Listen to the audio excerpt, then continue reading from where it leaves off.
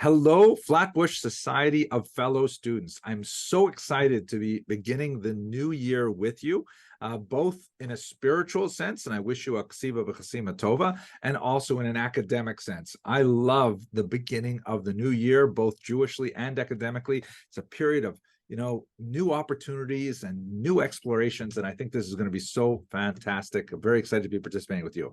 With me is Dr. Toba Singer, my colleague, who will be working very closely with all of you in the Flatbush Society of Fellows this year. We're going to be doing things a little bit differently. We're going to be making a little bit more demand of you to really engage in the text that we study together, and hopefully to increase the degree of participation inside the group. And Dr. Singer has some fantastic ideas about how we're going to do that. So let me turn the microphone over to Dr. Singer, who will give you some sense of what to expect for the coming year. Hi, welcome. And I'm excited to meet you. I love these scholars programs. I think this is the meat and the delight of your higher education, to really work with other scholars. So I think what we wanted to try to make sure that we're doing is giving you all the advantages of being part of a group like this and honing your own skills in terms of being critical readers, being educated as you attempt to look at sources.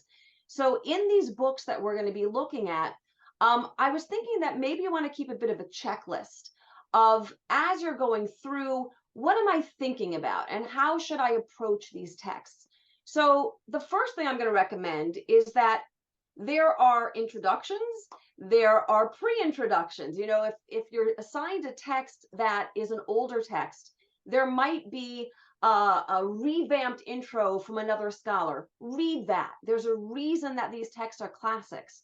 Read introductions, have a glance over acknowledgments, see what you can figure out about the author. Of course, there'll be like a little blurb on the back, but if you can, do a little digging, roam around on the internet, see what else you can find out about the author. That might inform your opinion of what they say. And after that, you know all this. You start with your thesis, you start with your plot, try to weave your way through. And I personally, I read our first book and I've got lots of little notes. You probably can't see it, just written all inside. I let you own the book, underline it, come back to it.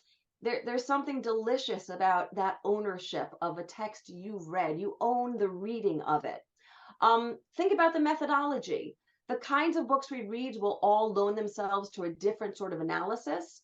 But if it's a book that's trying to give you studies, like, what are their sources? Do you find them convincing? Look at those endnotes, look at those footnotes.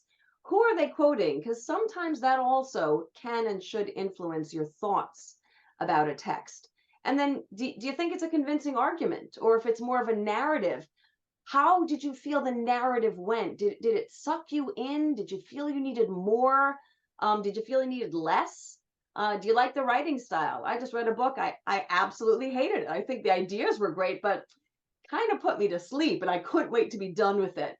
You don't want to write that way. So get that part from your reading. Everything you do here and in college in general, use the alternate skills that the experience teaches you. So when you're reading a book, if it was effective modeling, do it. Go for that writing style. And then, of course, what we're going to do a lot of in these groups is, what do you think about it? What's your opinion? What are your takeaways? Can you expand on the theme? Can you implement the theme? And I know that Dean Abramson loves to ask the question of, did this book impact you? Did it change your life? And if so, how? How did it change your life? And I would love to hear your ideas in terms of, I read this book, it made me think of this other book, and maybe we want to bring that in, maybe not for you guys, maybe for juniors to seniors, maybe for next year's.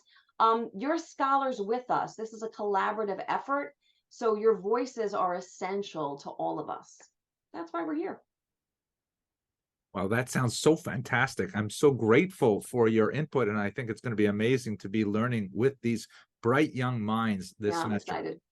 Don't forget that we have the upcoming general colloquium, we're going to have some food, which is a highlight, but we're definitely going to have a lot of intellectual nourishment as we work through our text together. So we're looking forward to meeting you in person.